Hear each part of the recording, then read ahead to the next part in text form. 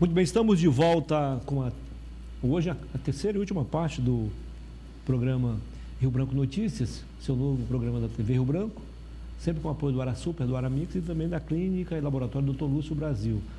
O AraSuper continua facilitando a sua vida, dando mais praticidade, mais comodidade, conforto para você e sua família. Isso mesmo. Veja o VT. Pra quem não tem tempo não, AraSuper tá na mão. Pra clicar, pedir, chegar, pra comprar com proteção, AraSuper tá na mão. Um novo jeito de comprar e as ofertas aproveitar. Pelo app ou pelo site, leve mais com promoção, AraSuper tá na mão. O AraSuper agora tá na mão com o AraSuper E-Commerce. Baixe o app ou acesse o site arasuper.com.br e experimente. AraSuper sempre ao seu lado e agora na palma da sua mão. Muito bem. Depois, então, do AraSuper, na sua telinha, mostrando as vantagens de você efetuar suas compras pelo celular, pelo tablet, pelo notebook, o aparelho que você optar. Evidentemente que a família AraSuper vai gostar muito de receber sua visita em qualquer uma das lojas. No entanto, se você não puder ir até lá, não tem problema, pode usar o seu celular. Se modernizar, fazer suas compras, então, você pode fazer suas compras pelo celular, através do e-commerce do AraSuper. Muito bem, eu tenho o prazer de conversar agora, são 11 horas e 46 minutos no Acre. Bom dia ao meu amigo Domingos Sávio, que não perde uma edição do programa. Muito obrigado, então. Sávio é o filho do vento, não é isso? Tenho o prazer de conversar agora com a vice-presidente da Câmara de Rio Branco, vereadora Michele Mello, do PDT. Seja bem-vinda, vereadora. Vereadora e médica. Obrigada, obrigada. Bom dia a você, Muniz. Bom dia a todos aqui da TV Rio Branco. E a todos os acrianos que nos seguem, que com certeza são muitos aqui que prestigiam o seu programa. Legal. Vereadora, a senhora foi a única vereadora eleita, porque a Lene foi reeleita, não é isso? Exatamente. É a única representante das mulheres na mesa diretora e também a única a votar, a única vereadora a votar contra a reforma. É isso também? É isso também. Recorde sobre recordes. Exatamente. A gente, inclusive, eu quero aqui agradecer a população que manifestou assim grandiosamente essa semana, que nos apoiou pelo nosso voto de votar contra a reforma administrativa, que manifestou seu carinho, que manifestou o seu protesto ali, esteve junto com a gente. Então, apesar de ser a única vereadora que estava ali e votou não, né, a vereadora mulher representando as mulheres, eu me senti muito mais acolhida e me senti representando muito mais do que somente meu voto. Representei muitas outras pessoas aqui de Rio Branco que me mandaram aí a sua mensagem dizendo que se eu estivesse lá também tinha votado não contra a reforma administrativa. Então, apesar de ser uma única vereadora, graças a Deus estamos representando a muitos. Legal. Vereadora, por que a senhora votou contra a reforma da prefeitura? Como eu disse lá, para mim é uma grande imoralidade, digamos assim. Apesar do prefeito poder fazer a sua reforma administrativa, digamos assim, nós estamos passando por um momento de caos absoluto, né? Na saúde municipal, na saúde estadual, no transporte coletivo, na infraestrutura. A gente está vendo aí os períodos de chuva, as alagações, as ruas esburacadas, as portas dos ônibus caindo, a saúde que os funcionários e servidores já não conseguem mais dar conta, os pacientes que testam positivo para a Covid não tem médico para atender, e a gente faz uma sessão extraordinária para votar mais cargos comissionados. Que é isso? Onde nós estamos não é para isso, que as pessoas saíram de suas casas em plena pandemia em 2020 para votar uma política, para votar a nova política. Eles não saíram das suas casas para isso, eu tenho certeza. Aqueles que saíram das suas casas para votar, eles saíram acreditando que a política seria diferente. E ela precisa ser diferente. E para ser diferente, não é esse o caminho. A gente precisa dar prioridade àquilo que é importante para a população. E 150 cargos comissionados, aumentando o número de funcionários comissionados na prefeitura, não vai trazer benefício nenhum para a população. Então, eu tenho certeza que a gente votou ali com a voz do povo, refletiu a voz dos servidores que você estava conversando anteriormente. Isso. Que estão precisando de uma negociação com a prefeitura há um ano, estão tentando negociar com a prefeitura a a valorização dos seus salários. A gente tem profissionais da educação que os seus salários básicos, o seu vencimento é menor do que o salário mínimo, não foram corrigidos ainda. E a inflação está nas alturas. O Acre é o 3º estado com maior índice inflacionário. Viver no Acre está caro. Então, a gente está ficando cada vez mais pobre, nosso dinheiro está comprando cada vez menos e o prefeito pensando em cargo comissionado. Para mim, não dá, Muniz. Essa semana, vereador, precisamente anteontem, o prefeito baixou um decreto, editou um decreto aumentando as próprias diárias, as diárias da vice-prefeita e também dos secretários ou qualquer outro servidor público que esteja em serviço fora do município, seja no estado ou em outros estados. Qual a sua opinião sobre isso? Então, às vezes eu penso que eles estão caminhando para realmente espremer ao máximo a nossa indignação. É assim que eu me sinto. Ontem ele baixou esse decreto aumentando as diárias, mas a gente não consegue ver que ele sente de fato com as categorias dos servidores públicos para arrumar a correção da inflação, para que as pessoas possam entender a gente. Tem pessoas que têm 11 anos de salário congelado e a inflação subindo, e o salário dela que antes comprava uma cesta básica, hoje não compra mais. Então, ela quer pelo menos as correções inflacionárias, mas ela não consegue nem sentar numa mesa para negociar com o prefeito. Mas baixar um decreto para subir as diárias dele e dos seus amigos, isso ele faz. Isso, para mim, é ultrajante, indignante, revoltante, representa a velha política, aquilo que nós não precisamos mais. Por isso as pessoas não acreditam mais na política, Muniz, por isso as pessoas não saem mais das suas casas para votar, e isso tem que acabar. É o que eu falei no meu discurso. Mais de 600 mil vidas foram perdidas na pandemia. A gente está sofrendo aí com esse flagelo da Covid-19. Todos estamos sofrendo com a economia, com a saúde, com o desemprego, com pessoas indo embora do nosso estado. E o nosso prefeito pensando nas suas diárias, em aumentar as suas diárias. Para mim é revoltante, é ultrajante. E quando eu vejo isso, associado ao vídeo da senhora que pariu na calçada um recém-nascido, a minha vontade como pessoa, como cidadã, como ser humano, é pegar os governantes, tirar da cadeira e dizer assim, vamos devolver a cadeira ao povo, porque o povo precisa dessa cadeira e de políticas públicas que os defenda. Alguém precisa defender o povo. Entendi. Por falar nisso, vereadora, não estava no nosso script, mas ela tocou no assunto. Quero saber sua opinião, não apenas como vereadora, mas como médica, como profissional de saúde, né? Que normalmente são generosos, né, os profissionais de saúde. Se não forem, não são. Não faz sentido, não faz sentido. A opinião pública está dividida em relação àquilo ali. Uns acham que a culpa é também dos familiares daquela jovem senhora. Outros acham que é totalmente do poder público. Qual a sua opinião?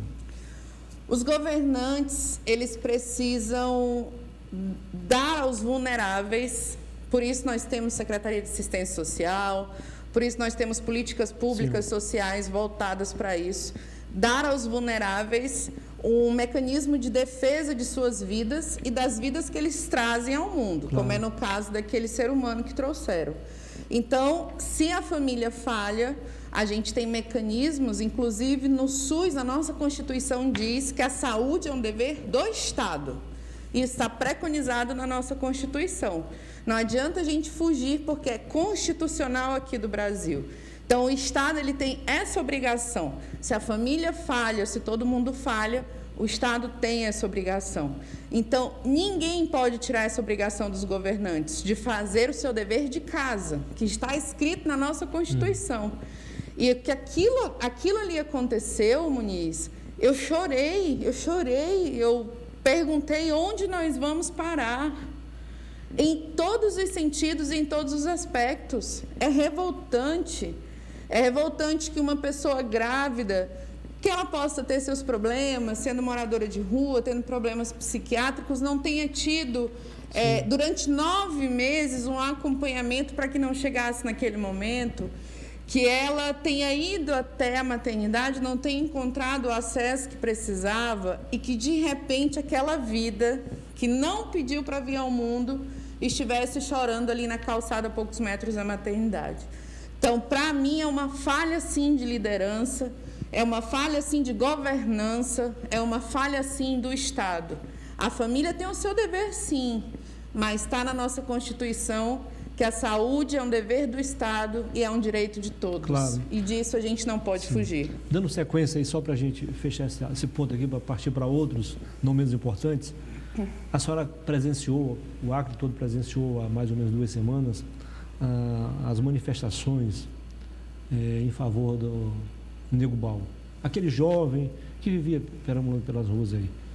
Pouco, quase nada fizeram por ele em vida. Eu me incluo no meio também, que além das caronas que eu dei para ele, e algum lanche que eu paguei, pouco nada mais fiz. Então me incluo também no meio dos que não fizeram nada. Mas foi gente demais manifestando apoio depois da morte dele. Como é que a senhora encara tudo isso? Eu queria que... Ele vivia abandonado. Sim, ele vivia Tudo bem, ele tinha problemas psíquicos que tinha, era um viciado, mas acho que pouco ou quase nada fizeram por ele. Pouco ou quase nada estamos fazendo pelos mais vulneráveis, né? Pelas crianças de rua, pelos que são viciados em substâncias, em álcool, em drogas. Nós estamos fazendo muito pouco por aqueles que estão desempregados, que estão passando fome, que estão entrando para o crime porque... Praticamente obrigados porque é a única opção. Nós estamos fazendo pouco por aqueles que precisam de políticas públicas, que o Estado tenha políticas públicas para essas pessoas. Nós estamos fazendo muito pouco. Nós não vemos, de fato, uma Secretaria de Assistência Social construindo uma base para essas pessoas vulneráveis, que é para isso que ela existe. Não é para dar sacolão, é para, de fato, entrar dentro do seio dessas famílias, dessas pessoas e entender como o Nego Bau chegou até ali. Como a gente faz para tirar o Nego Bau dali? Porque como o Nego Bau existem outros muitos. Certamente. Né? Então, ele foi uma figura emblemática aqui em Rio Branco, ele foi uma figura que sofreu muito. Quem o conhece, eu tive a convivência ali no bosque, onde ele estava. Mais ou menos. Nós Bosques convivemos Augusto, muito, né? Ajudamos muito dentro das nossas possibilidades, né? Não pudemos fazer uma política pública, ajudamos como ser humano. Mas existia necessidade de ter uma forma de tirá-lo dali. A gente tem o Centro Pop, que é da prefeitura, que tem que resgatar essas pessoas de rua, tem que tentar tirá-los do vício e cuidá-los, trazer a saúde, fazer uma política transversal, unir Secretaria de Saúde, Secretaria de Assistência, unir também a questão da empregabilidade, para onde eles vão, se tem estudo, se não tem, vamos colocar então um curso profissionalizante, vamos dar um futuro para essas pessoas. Porque de que adianta você tirar uma pessoa da rua, das drogas, e quando está tudo bem, ela diz, agora eu vou para onde? E não há para onde ela ir. Então, é para isso que esse... Acaba voltando, então. Volta. É o lugar que ele conhece. E para que existe assistência social? De fato, volto a repetir, não é para estar... Claro que na urgência da fome, a gente faz a doação. Mas é para buscar a solução para trazer esse cidadão de volta à sociedade e colocá-lo de volta dentro da sociedade. Entendi. Vamos voltar à política. Ano passado, a oposição acabou sendo fortalecida com a indefinição de alguns vereadores que foram eleitos pela base do prefeito, mas não estavam, digamos assim, alinhados 100%. Ocorre que no final do ano passado, na votação da aceitação ou não do processo de impeachment, ali houve digamos assim, uma reconciliação, uma repactuação, e a base acabou sendo composta. A partir dali, praticamente ficaram falando pela oposição apenas os vereadores Ismael, do PSDB, né, Ismael Machado, Adailton Cruz, do PSB, Emerson Jarude, do MDB, e a senhora Michele Melo, do PDT. Praticamente são esses 4 vereadores que vão continuar na oposição. Como é que a senhora imagina que vai ser esses embates, que vão ser, digo, esses embates este ano lá no plenário da Câmara de Rio Branco, vereadora?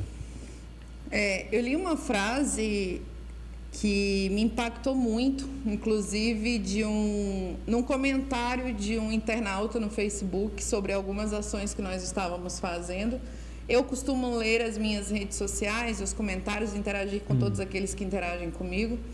E ele, comentando sobre a política, ele disse que o Congresso, entre aspas, geralmente é um grande balcão de negócios. O parlamento tem se tornado no Brasil um grande balcão de negócios. E isso me fez refletir. De fato, ali nós negociamos o que é bom para a população, o que é melhor para a população, entre o que a população necessita e entre o que o executivo pode dar. De fato, nós fazemos essa mediação. Sim. Mas essa mediação ela tem que ter sempre a base da voz da população. Então, eu espero mesmo que, como eu digo sempre para os assessores do prefeito Tião Bocalon, eu estou chegando na política agora, eu não sei fazer politicagem, eu não sei ser de oposição ou de situação, eu sei ser o que eu acredito e aquilo que as pessoas me pedem. Michele, eu estou aqui no posto, está sem médico, então a Michele vai dizer que está sem médico sim. Então, independente do prefeito gostar, do prefeito não gostar, eu vou falar porque eu fui eleita pelo povo e vou ser sempre a voz do povo. Se ele gostar ou não, ele dirá. Então, eu gostaria que a Câmara ela continuasse assim, independente, que não fosse um balcão de negócios de poder, mas de representatividade de fato do povo. E eu tenho certeza que a gente, como mesa diretora, eu como vice-presidente, vou estar sempre lutando para que os meus amigos estejam sempre fazendo isso, negociando pelo bem do povo, buscando as benesses pro povo. Bom, agora ficou claro, não vai nenhum juízo de valor aqui aos vereadores da bancada governista, nem ao prefeito e seus assessores, mas está bem claro, vocês estão de um lado e eles estão de outro, a opção deles. Isso, de certa forma, corre o risco de prejudicar o seu relacionamento com os demais membros da mesa diretora, inclusive com o presidente Nogueira Lima, o primeiro secretário, o Antônio Moraes? Bom, Muniz, eu sou uma pessoa que eu acredito que política, religião e futebol a gente não faz inimigos. A gente tem ideias divergentes e a gente pode ter até adversários de ideias, mas não inimigos, sim. Né? Então, se tiverem problema, o problema é deles, não é meu, né? Mas eu tenho alguns princípios e valores que eu não admito, de fato, que sejam ultrapassados. Sim.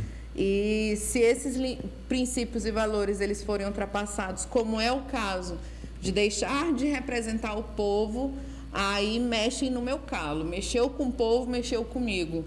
E aí sim eles arrumam uma leoa aí que fala, que fica brava, que bate na mesa, porque se eu estou lá é porque o povo me colocou lá. Claro. E aí a briga é grande. Claro. Além desses problemas que a senhora já externou aqui, na sua opinião, quais foram as principais falhas do prefeito Tião Bocalon no primeiro ano de gestão? A gente sabe que o primeiro ano de gestão é meio complicado mesmo. O dele foi muito mais ainda. E aí? Deu muito trabalho. Eu acredito, assim, não conheço o prefeito Tião Bocalon pessoalmente, então a gente fala do prefeito, a gente não fala da pessoa do Tião Bocalon, né? Deixar isso claro. Isso. Não estou aqui para julgá-lo como pessoa, mas as ações dele como prefeito. Eu acredito que quando você tem a responsabilidade de cuidar de tantas pessoas, quando decidi fazer medicina e decidi cuidar da vida de pessoas, eu procuro ter o máximo de informações possíveis.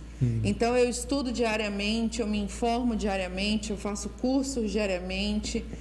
Se eu precisar de assessoria de especialistas, de neurologista, de cardiologista, de outras áreas, eu busco também em outras áreas.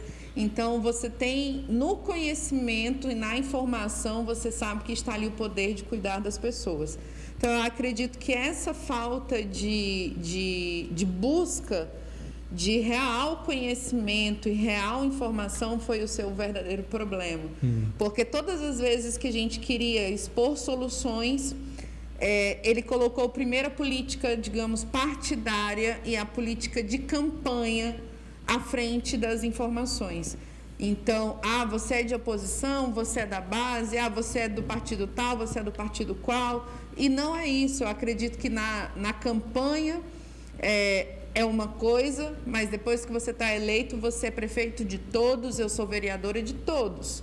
Eu sou vereadora de quem votou no PP, quem votou no PT, quem votou no PDT, quem votou no PL, de todos. Ele é prefeito de todos também, não só do azul, ele é prefeito de quem gosta do vermelho, quem gosta do rosa, quem gosta do verde, quem gosta de tudo. Então, ele não pode pôr a política partidária, digamos assim, à frente do conhecimento e das informações. Então, eu acho que esse foi o grande problema dele nesse primeiro ano. Legal. Vereadora, quem conhece a sua família sabe que é uma família conservadora, uma família tradicional aqui no Acre. Muitos acreditavam que a senhora faria um mandato muito mais ouvindo os familiares e tal, e acho que na prática isso não está acontecendo. A senhora acha que os seus eleitores estão sendo contrariados ou a senhora está fazendo justamente aquilo que a senhora prometeu, assumiu em campanha?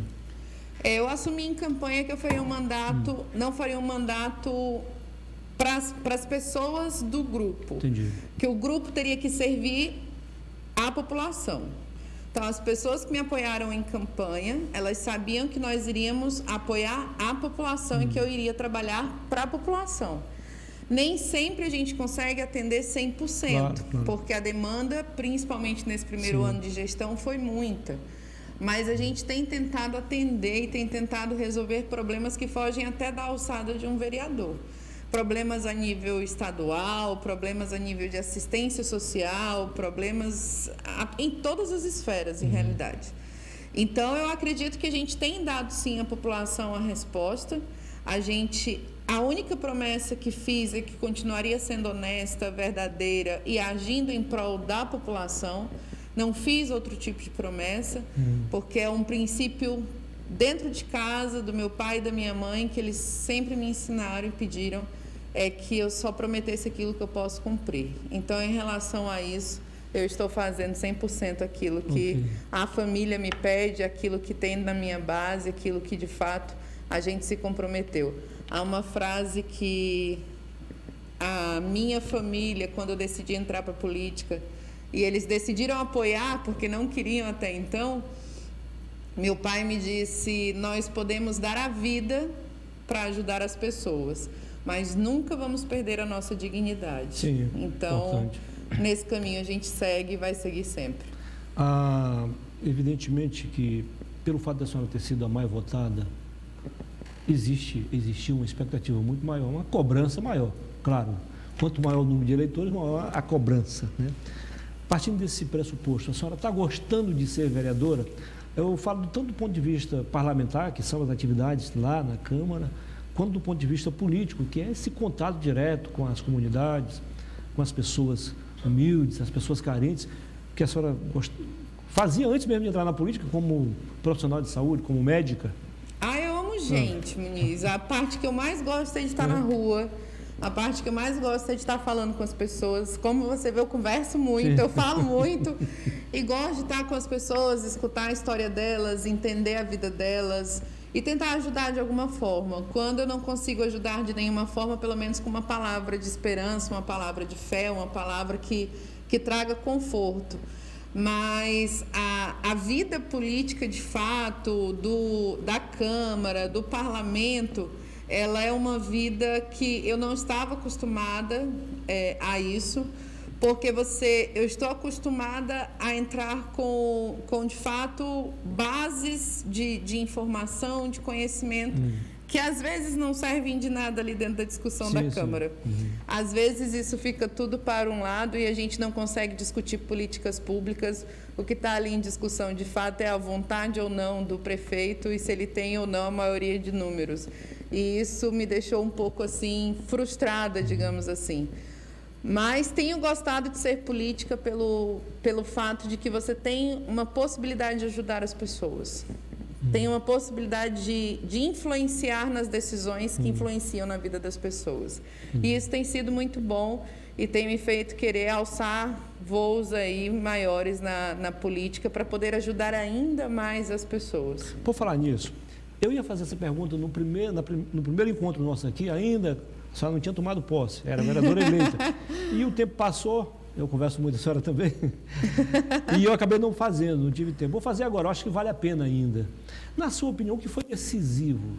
Michele Mello, médica, aparece de surpresa a mais votada e bem à frente do segundo mais votado.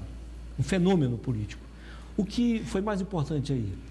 A tradição da família, a sua estrutura, as suas propostas, ou esse corpo a corpo com as pessoas, essa conversa que a senhora gosta de ter com os mais humildes, com os ricos, com os pobres, com os pretos, brancos, gordos, magros, todo mundo. O que foi mais importante em tudo isso? O corpo a corpo, com certeza, toda certeza.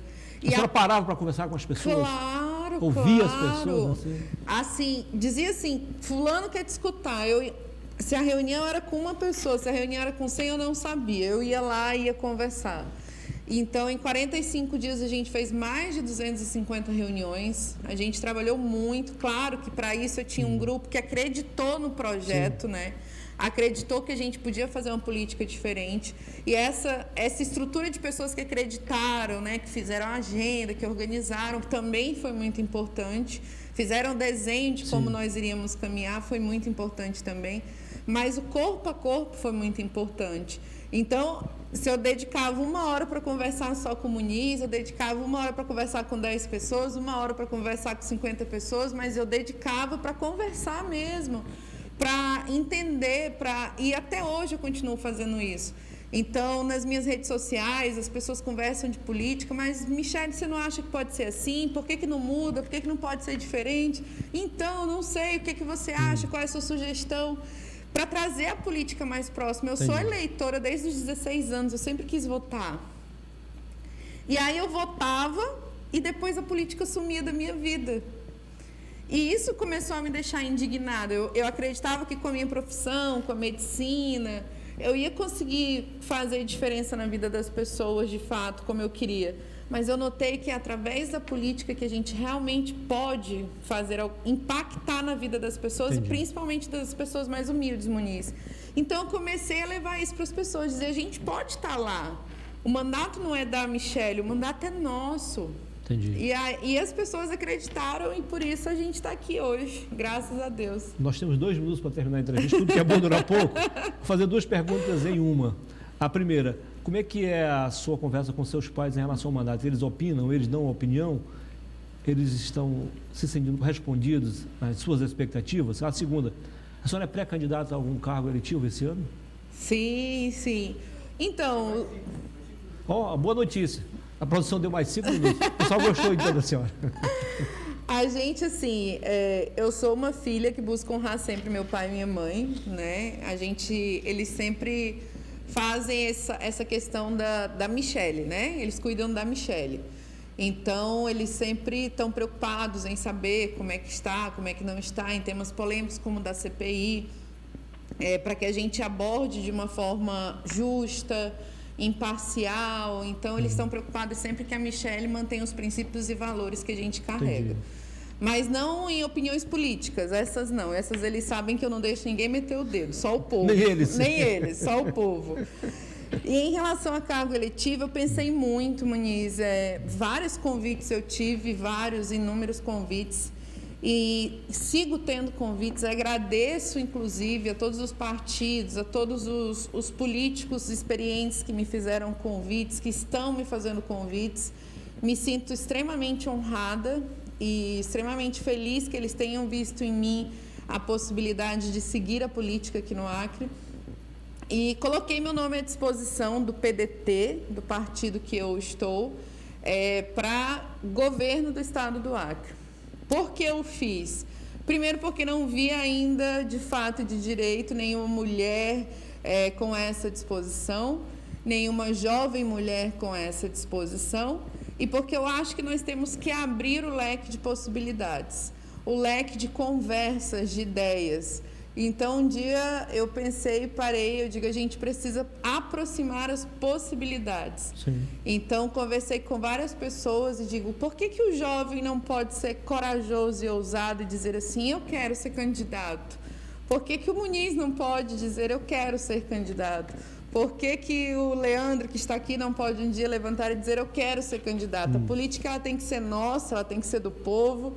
Claro. E aí eu vim aí nessa coragem, nessa ousadia, mas nós estamos colocando o nosso nome à disposição dentro do partido para abrir a conversa. Então nós estamos conversando com todos, mas certamente nós estamos à disposição em 2022 para construir uma nova política e para fazer com que o povo tenha mais ainda poder e consiga ter mais ainda voz. No que depender de mim, esse povo aqui do Acre, ele se levanta em 2022, Muniz.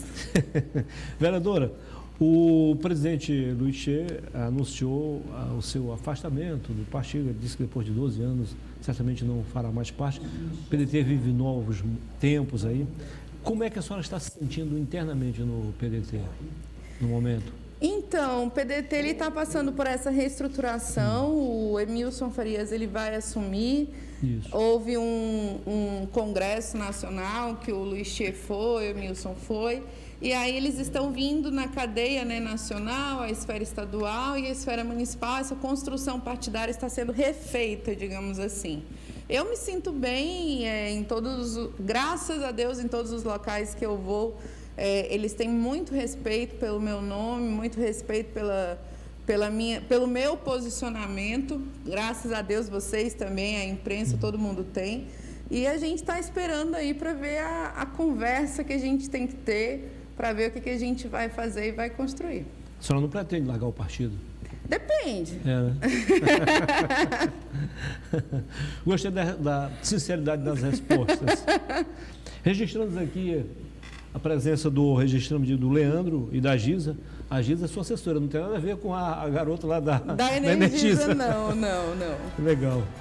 Vereador, foi um prazer recebê-lo aqui. Obrigada. Querendo acrescentar algo, falar alguma coisa que a senhora estava disposta a falar e eu acabei não dando a oportunidade, então fique à vontade. Não, é sempre um prazer estar aqui com você. Você prazer é nosso. Uma pessoa maravilhosa e dizer que a gente tem que ter coragem para construir um futuro novo. Os acrianos estão, de fato, querendo uma esperança, querendo, de fato, um caminho, querendo, de fato, encontrar aí um respiro, né? E a gente tem que ter essa coragem para construir, tem que ter essa vontade de construir. E coragem e vontade, graças a Deus, é algo que não me falta. Acho que herdei aí dessa veia nordestina dos meus avós. E a gente está aqui para a batalha, para a luta. Quando tiver que lutar pelo povo acriano, a gente está aqui. Vereadora, foi um prazer, sucesso, que a senhora continue assim, defendendo os interesses populares. Obrigada, meu querido. Sucesso para você também. A gente volta amanhã, se Deus quiser, com o último programa da semana. Tenham todos uma ótima tarde. E continue com a TV Rio Branco, porque a TV Rio Branco continua com você. Boa tarde.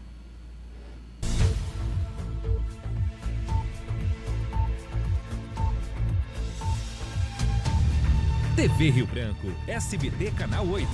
A TV que você vê.